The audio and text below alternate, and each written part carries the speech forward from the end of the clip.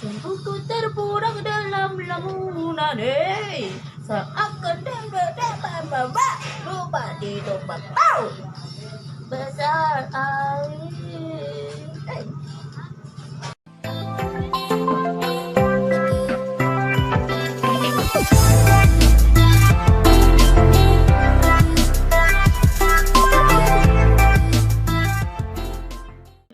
Yakin mirip? Tes suara dulu ya. Twinnes. Suka. Asik banget. Ih tuh mirip nggak? Mirip nggak sih? Keunikan anak kembar cek. Yang pertama, wajah identik bukan berarti sidik jari juga sama. Jadi Allah itu menciptakan kita semuanya sidik jarinya beda-beda guys. Yang kedua, anak kembar itu nggak punya telepati. Buktinya kalau salah satu dari kita sakit, yang satunya lagi nggak sakit kok. Yang ketiga, nggak semua anak kembar itu mirip. Jadi kembar itu dibagi jadi dua. Yang pertama ada yang identik sama nggak identik. Kalau yang identik itu plasentanya cuma satu, tapi kalau misalnya nggak identik plasentanya ada dua. Gitu teman-teman. Fakta menakjubkan anak kembar identik cek. Yang pertama, setiap anak kembar punya bahasanya sendiri loh. Contohnya kita berdua lagi ngobrol nih sama orang. Nah kita tuh nggak suka sama orang ini. Kita tuh cuma ngelihat mata kita masing-masing, udah ngerti kita nggak suka sama orang ini nih. Yang kedua, ibu dari anak kembar cenderung punya umur yang lebih panjang. Penelitian ini dilakukan di salah satu universitas yang ada di Amerika Serikat, tepatnya pada tahun 1800 sampai dengan 1970. Dan ini membuktikan bahwa mereka yang melahirkan anak kembar itu jauh lebih panjang usianya loh. Yang ketiga, nah, gen kembar dalam keluarga itu bisa menurun loh. Bahkan mereka, anak kembar berpotensi 2 kali lebih besar memiliki anak kembar. Lalu kisah kita 2. Halo semuanya. Halo kalian yang kelahiran 93 sampai 2000. Semangat ya, semangat mencari jati diri, semangat mencari rezeki, semangat cari jodohnya, menata karirnya kayak gimana. Semoga kalian sukses dengan apa yang kalian cari dan yang kalian impi-impikan ya. Sekarang nih lagi ngetren banget nih tentang nikah muda. Nah, perlu teman-teman tahu bahwa sebenarnya nikah muda tuh nggak segampang itu. Kalian harus mempersiapkan dengan sematang mungkin. Dari apanya mbak? Dari mentalnya, dari agamanya, finansial, fisik juga. Jadi nggak asal nikah yuk.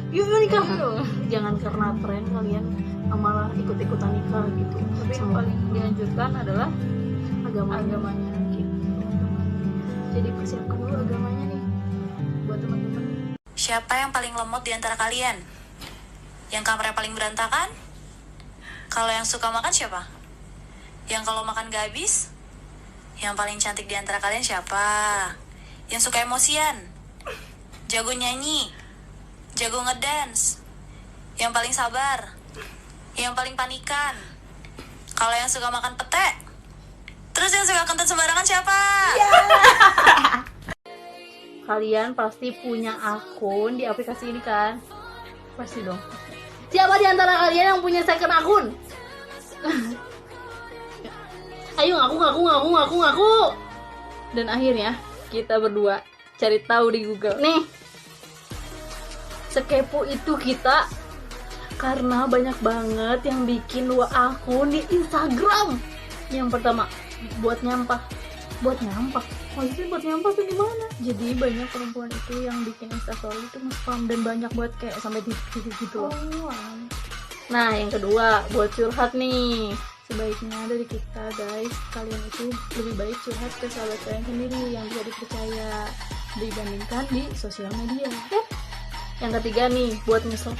Kalian mau ngestok siapa sih? Nah biasanya buat perempuan itu ngestoknya tuh kayak cowok-cowok Korea. Terus siapa yang masih nyangka isinya TikTok cuma joget-joget doang? kalian harus tahu sebenarnya TikTok itu nggak cuman tentang joget-joget aja gitu. Kalian bisa jualan di sini, kalian bisa cari ilmu juga di sini, karena sekarang itu TikTok masih banyak banget yang masih ngeluarin tips and trick gimana caranya berjualan atau packagingnya kayak gimana kayak gitu teman-teman. Jadi kalian jangan asal bilang bahwa TikTok itu cuma joget-joget doang ya. Semua aplikasi itu punya positif dan negatifnya. Nah, tergantung kita selaku pemakai atau pengguna dalam mencari konten-konten yang benar-benar bermanfaat bagi kita, itu baik positif atau negatif. Sadar nggak sadar, di explore Instagram kita banyak banget video-video TikTok.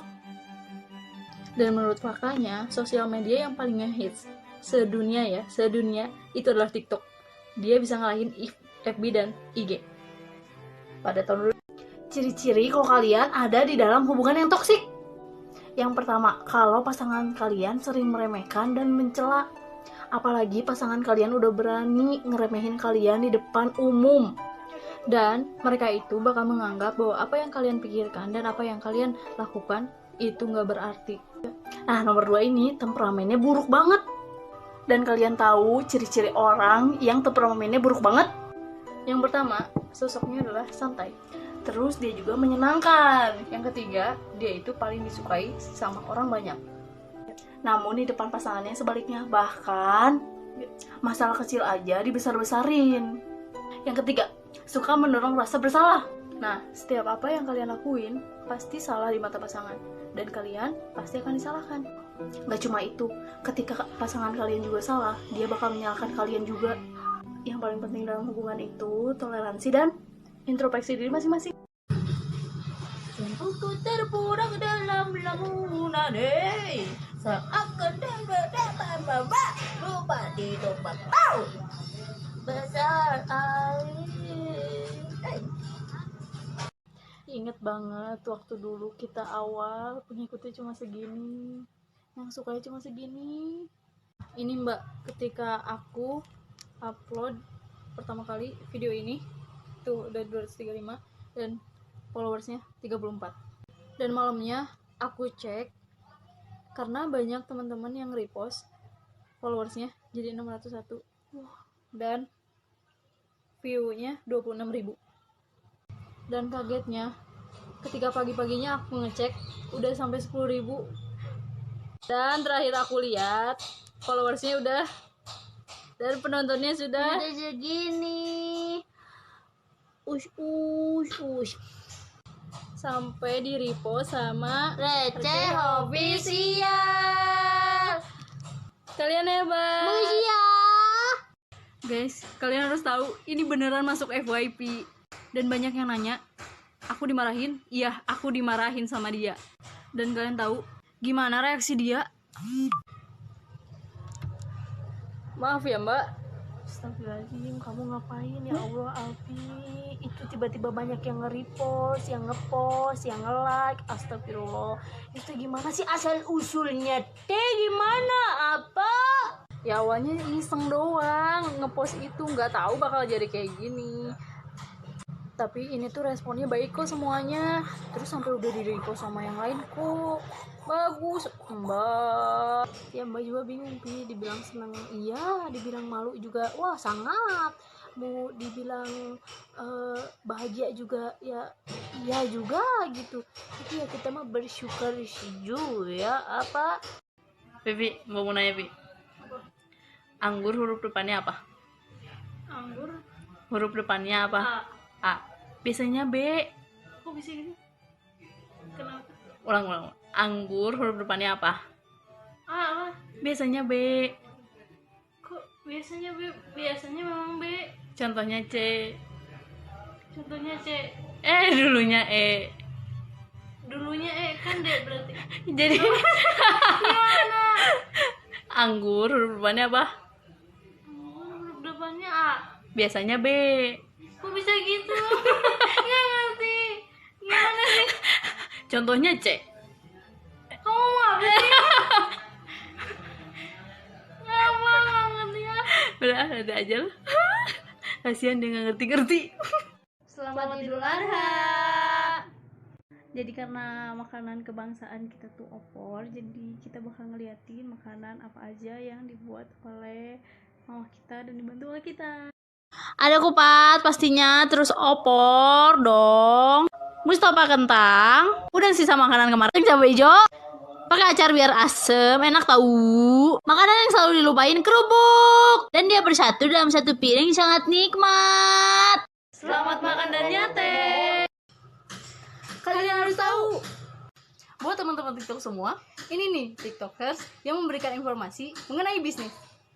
Yang pertama ada bisnis bareng Bram. Nah, jadi di sini Mas Bram itu nerangin tentang bisnis dan marketing.